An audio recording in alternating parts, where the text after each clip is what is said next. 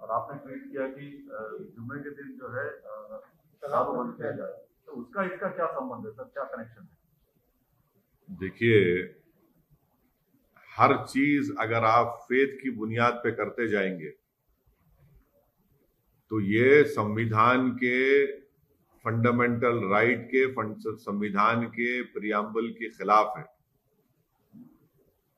अब खाना भी अगर फेथ की बुनियाद पर बिकेगा, कौन क्या बेचेगा फेथ की बुनियाद पर अगर फैसला होगा, तो फिर क्या ये मुल्क कोई थियोलॉजिकल कंट्री हो गया है क्या? जो संविधान बाबा साहेब अंबेडकर का बनाया हुआ है, जिसमें साफ तौर पर सबको मालूम कि इस मुल्क का कोई फेथ नहीं है, ये मुल्क सब फेथ को मानता भी है, जो नहीं मानता उनको ही मानता है। और अगर मैं किसी दुकान से तरकारी खरीदता हूं या मच्छी खरीदता हूं या मटन खरीदता हूं या बीफ खरीदता हूं और जो इलीगल नहीं है और मैं अपने घर में पका के खाता हूं, तो आपको तो मैं मजबूर नहीं कर रहा हूं ना खाने के लिए, मैं तो अपने घर ले जाकर उसको पका के खा रहा हूं। तो आप बोल रहे हैं ये हमारा बिलीफ है, हमारा फेथ है, तो मंगलवार को आप दुकान बंद कर दीजिए। ये कहां पे लिखा हुआ है? किसने इख्तियार दिया आपको? चलिए गवर्नमेंट हॉलीडे है, गांधी जयंती है, कोई गवर्नमेंट हॉलीडे समझ सकते, गवर्नमेंट हॉलीडे है, मगर कुछ नहीं, वहां ट्यूसडे है, मंगलवार है, तो आप दुकान बंद कर दीजिए, आप गोश्त नहीं बेचेंगे। आप कौन होते हैं भाई? मेरे घर में क्या पकेगा, मैं तो आपको फोर्स नहीं कर रहा हूं ना, मैं तो लूंगा, मैं जो मेरी मर्जी है, पसंद है, मैं उसको लूंगा, पकाऊंगा, घर में खाऊंगा। और आप बोल रहे नहीं बिलीफ है, फेथ है। ये कहां से आ रहा है फेथ बिलीफ? क्या इस देश को आप बिलीफ के ऊपर चलाएंगे या संविधान पे चलाएंगे? अगर ये देश बिलीफ पर चलेगा तो फिर संविधान क्यों है? निकाल दीजिए संविधान को, खत्म कर दीजिए संविधान को। आप फिर एक मजाक बनाकर रखे हैं क्या आप लोग? आप सत्ता में है तो आपका बिलीफ है, फेथ है। अगर यही आपका फेथ और बिलीफ है तो मेरा भी फेथ है। मैं इसलिए मैं कह रहा हूं कि ठीक है, आप फ्राइडे के दिन शराब की दुकान बंद कर दीजिए, शराब बेचिए मत आप। ये मजाक बना के रखे हैं भाई। आप कैसे देश को आगे लेके जाएंगे? अच्छा, फिर ये क्यों कानून नहीं बनाते वो गुरुग्राम में कि भाई जितने हमारे गुरुग्राम में 5 स्टार हैं वो गोश्त नहीं बेचेंगे? बनाइए ना, चलिए बोल दीजिए पूरे 5 स्टार होटल में गोश्त नहीं बिकेगा, कोई सर्व नहीं करेगा। ये सिर्फ और सिर्फ इस देश की जो खूबसूरती है, उसकी डाइवर्सिटी, उसकी प्लुरलिज्म को खत्म करके इस देश को एक थियोक्रेटिक कंट्री बनाने की पूरी कोशिश की जा रही है। अब सुप्रीम कोर्ट का जजमेंट है कि right to privacy fundamental right है। भाई मेरा ये प्राइवेट राइट है मेरा, मैं अपने घर में क्या करूंगा क्या नहीं करूंगा, उससे आपको क्या? आप क्यों मुंडी झांक रहे हो, उसमें डाल रहे हैं, अपना सर झांक रहे हैं मेरे घर में? ये सरासर गलत फैसला लिया गया है और इसी तरह के फैसले हर जगह पर शुरू हो जाएंगे। आपने कर्नाटका में बीफ बैन लगा दिया, 1.5 लाख से ज्यादा कुरैश बिरादरी के लोग बेरोजगार हो गए। अरे भाई, बीफ बैन लगाने से उसमें क्या, ये वो किस बुनियाद पे किया गया?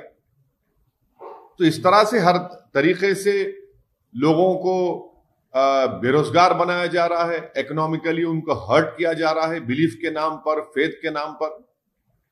और इससे नफरत बढ़ेगी, देश में नफरत बढ़ेगी, देश में उन लोगों के खिलाफ नफरत बढ़ेगी जो मटन खाते हैं, जो चिकन खाते हैं, जो नॉन वेजिटेरियन है, उनके खिलाफ आप हेट्रेड बढ़ाएंगे और कुछ नहीं करेंगे। तो इसलिए हम ये चाहेंगे कि भारतीय जनता पार्टी जो सत्ता में है हरियाणा में और देश में है, वो देश को संविधान से चले और उस फैसले को रोके फौरन, इमीडिएटली इसको वापस ले जाना चाहिए। आप क्यों, पहले पूरी इकोनॉमी डाउन है और क्या सिर्फ गोश्त बेचने वाले सिर्फ मुसलमान है, उसमें नॉन मुस्लिम नहीं है क्या? उनके पेट पे क्यों लात मार रहे हैं आप? जो उनका एक जो नुकसान होगा उस दिन क्या करेंगे उसके लिए? क्या खाएंगे वो? उनका दुकान का किराया देना है, उनके 10 एक्सपेंडिचर है, नौकरी तो दे नहीं पाई सरकार। मिडिल क्लास जो भारत में था वो अब पुअर हो चुका है, डेटा आ चुका है। ऐसे माहौल में इस तरह की हरकत कर रहे हैं, और वो भी इतना इंपॉर्टेंट शहर है हमारे कंट्री का, गुरुग्राम। वहां पर जहां पर बड़े से बड़े सॉफ्टवेयर कंपनीज हैं, 5 स्टार होटल्स हैं, एक इकोनॉमिक ग्रोथ सेंटर है, वहां पर इस तरह का वाहियात किस्म का फैसला ले लिया गया। इसको हम कंडेम करते हैं और भारतीय जनता पार्टी से डिमांड करते हैं कि वो फौरन इस डिसीजन को वापस ले। पर सर, आपने ऐसा क्यों कहा कि फ्राइडे के दिन शराब? मैंने एक आपको ये कहा कि अगर आप फेथ की बुनियाद पर ये कह रहे हैं कि ट्यूसडे के दिन कोई मटन चिकन नहीं बिकेगा, तो फिर मेरा फेथ क्या है? फिर मेरा फेथ नहीं है। मैं क्या बराबर का शहरी नहीं हूं एज एन इंडियन मुस्लिम? आप ये कहना चाह रहे हैं कि आपका फेथ मेरे फेथ से बढ़कर है। आप ये कहना चाह रहे हैं कि आपको ज्यादा कॉन्स्टिट्यूशनल राइट से मुझे नहीं है। इसीलिए मैंने क्वेश्चन रेस किया है। अगर आपका फेथ आपके लिए इंपॉर्टेंट है, मेरा फेथ भी मेरे लिए इंपॉर्टेंट है। अगर आपका बिलीफ आपके लिए इंपॉर्टेंट है तो सबका बिलीफ इंपॉर्टेंट होना चाहिए। खाली आपके एक का बिलीफ कैसा इंपॉर्टेंट होगा? संविधान में तो सब बराबर है ना। कोई संविधान तो ये नहीं कहता कि ये मजहब का, ये बिलीफ वाला भारत का नंबर 1 सिटीजन है और दूसरा नंबर 2 सिटीजन है। यही तो मैसेज दिया जा रहा है सब चीजों से। बंगाल में खेला होगा कि ना?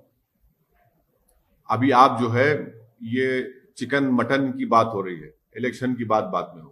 अच्छा सर, आज आपको पता होगा कि आरएसएस के नए जनरल सेक्रेटरी बन गए दत्तात्रेय होसामने। उन्होंने कई बातें कही, उसमें से एक जो है बात कही थी लव जिहाद की। तो उनका कहना है कि लव जिहाद जो शब्द है वो संघ का नहीं है, लेकिन केरल से आया है। तो उनसे पूछिए ना, उनके ही मानने वाले उत्तर प्रदेश में जहां जहां बीजेपी रूल स्टेट से, वहां पर इस तरह का कानून बना रहे हैं। कोई अपनी पसंद से शादी नहीं कर सकता, कोई अपनी पसंद से मजहब छोड़ नहीं सकता। तो ये अनकॉन्स्टिट्यूशनल इनका ये तमाम जो लॉज बनाए जा रहे हैं ये तमाम अनकॉन्स्टिट्यूशनल है, राइट टू इक्वालिटी के खिलाफ है, हर चीज के खिलाफ है, कॉन्स्टिट्यूशन के फंडामेंटल राइट्स के खिलाफ।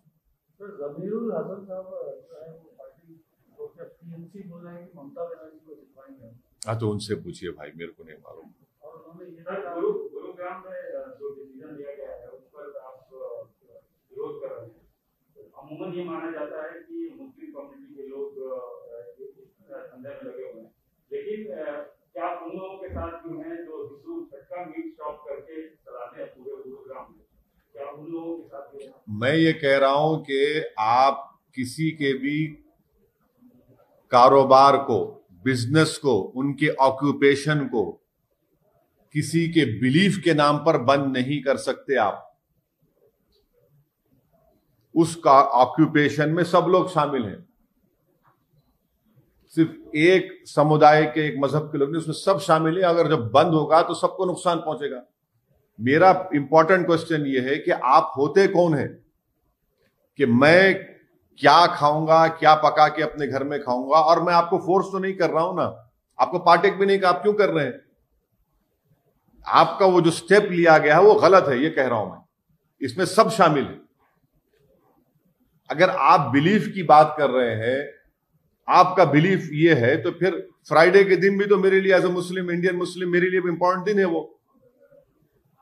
हर समुदाय के लिए कोई ना कोई दिन इंपॉर्टेंट होता है, तो क्या करेंगे फिर आप? फिर हाँ, गवर्नमेंट हॉलिडे जहां पर है वहां पर तो बिजनेस बंद होता है, मगर इस तरह की बात लेकर आना, आप अपने बिलीफ को पूरे लोगों पर इंपोज कर रहे हैं, यह संविधान के खिलाफ है।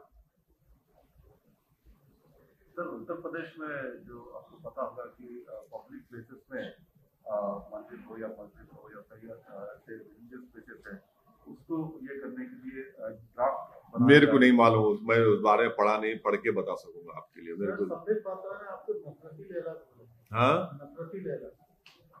चलिए, लैला तो माना ना, लैला तो माना ना।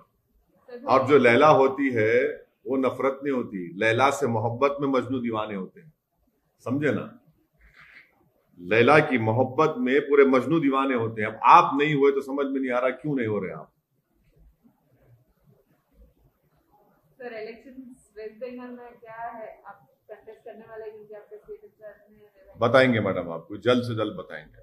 एक्सक्लूसिव मैं आपको बताऊंगा, वादा कर रहा हूँ आपको। लेकिन सर पश्चिम बंगाल पे एक सवाल है, पश्चिम बंगाल पे आप इतने कतरा क्यों रहे हैं सवालों के जवाब? कहाँ? अरे भाई, मैं क्या मोदी जी हूँ जो प्रशांत नहीं किया 6.5 साल में ओपन एक भी? हम तो हर वक्त में आपके दरमियान में हैं। हम शमा हैं, आप परवाने हैं। वहाँ तो मजा खेला हो रहा है। हाँ, हो रहा विकास हो रहा है। सर, चुनाव वेस्ट बंगाल में चुनाव लड़ेंगे या नहीं लड़ेंगे, ये बताएंगे आपको, बताएंगे इंशाल्लाह, जरूर बताएंगे। पहले मैडम को बताएंगे। अभी तक लेकिन ये डिसाइड नहीं हुआ है कि अपन लड़ेंगे। नहीं, पहले मैडम को बताएंगे, फिर आप लोगों को मालूम हो जाएगा। अभी मैडम से वादा किया हूँ, इंशाल्लाह मैडम को बताऊंगा और आप एक्सक्लूसिव चलाएंगे आप। जी बांग्ला नेटवर्क 18 बांग्ला भी है सर, रिपब्लिक बांग्ला ही नहीं, ये भाई लेडीज फर्स्ट। सर तमिलनाडु में आप किस तरह से आगे क्या प्लान है? 3 सीट लड़ रहे हैं जैसा आपको मालूम, और दिनाकरन साहब की पार्टी के साथ हम लोग साथ हैं, और मैं जाऊंगा तमिलनाडु, कैंपेन भी करूंगा और दिनाकरन साहब के साथ भी कैंपेन करूंगा, और पूरी कोशिश करेंगे हमारे कैंडिडेट्स की कामयाबी के लिए। और इंशाल्लाह हमको उम्मीद है कि तमिलनाडु के इलेक्टोरेट, तमिलनाडु के वोटर्स हमको आशीर्वाद देंगे, हमको अपनी मोहब्बतों से नवाजेंगे, हमारे कैंडिडेट्स वोट देकर कामयाब करेंगे। आपने इसके पहले कहा था कि तमिलनाडु में एक थर्ड फ्रंट होगा जो आपके साथ एएमएम के और बाकी पार्टियों के साथ होगा, तो क्या तमिलनाडु के लोग थर्ड फ्रंट के लिए देख रहे हैं? मेरा मानना यह है कि तमिलनाडु में एक थर्ड फ्रंट का बहुत पॉलिटिकल स्पेस है, और वो पॉलिटिकल स्पेस को मुझे यकीन है कि जनाब दिनाकरन साहब उसको ऑक्यूपाई करेंगे। सर, हाल ही में आप उत्तर प्रदेश गए और वहाँ पे जलसा किया, काफी सारे लोग आ रहे हैं, तो उत्तर प्रदेश का 1 साल अभी इलेक्शन के लिए 1 साल बाकी है, तो कैसा स्ट्रैटेजी कर रहे हैं, प्लान कर रहे हैं? अभी हम लोग जो है जनाब राजभर साहब के साथ संकल्प मोर्चा बनाया गया है, भागीदारी संकल्प मोर्चा। उस भागीदारी संकल्प मोर्चा के एमआईएम पार्टी हिस्सा है, उसके जिम्मेदार, उसके कन्वीनर जनाब ओम प्रकाश राजभर साहब हैं, जिन्होंने अपनी मिनिस्ट्रीशिप से रिजाइन करके ये जो वंचित समाज के तमाम पार्टीज को उन्होंने जमा किया है, और उनके साथ हम लोग काम कर रहे हैं, और इंशाल्लाह उन्हीं के भागीदारी संकल्प मोर्चा के साथ एमआईएम पार्टी उत्तर प्रदेश में चुनाव लड़ेगी, और उसी की तैयारी में हम तमाम लोग जुटे हुए हैं। और इंशाल्लाह ताला 4 अप्रैल को मैनपुरी में, 4 अप्रैल को इंशाल्लाह हमारा मैनपुरी में एक और पब्लिक मीटिंग होगी। अब कंटिन्यूस यहाँ से हमारी मीटिंग्स होंगी। हाँ, 5 अप्रैल को मैनपुरी में हमारी पब्लिक मीटिंग होगी भागीदारी संकल्प मोर्चा की, उसमें भी हम जाएंगे और इलेक्शन में हिस्सा लेंगे। सर, राहुल गांधी ने असम में ये कहा है कि BJP wants to run Assam from Nagpur, आप किस तरह से देखते हैं? ये दोनों पार्टीज में क्या है, हाई कमांड कल्चर है। एक नागपुर है, एक फैमिली है, तो वो अब इनके ऊपर मैं क्या बोल सकता हूं, वो मैं उनकी पार्टी के लोग ही बता सकते हैं उनके बारे में।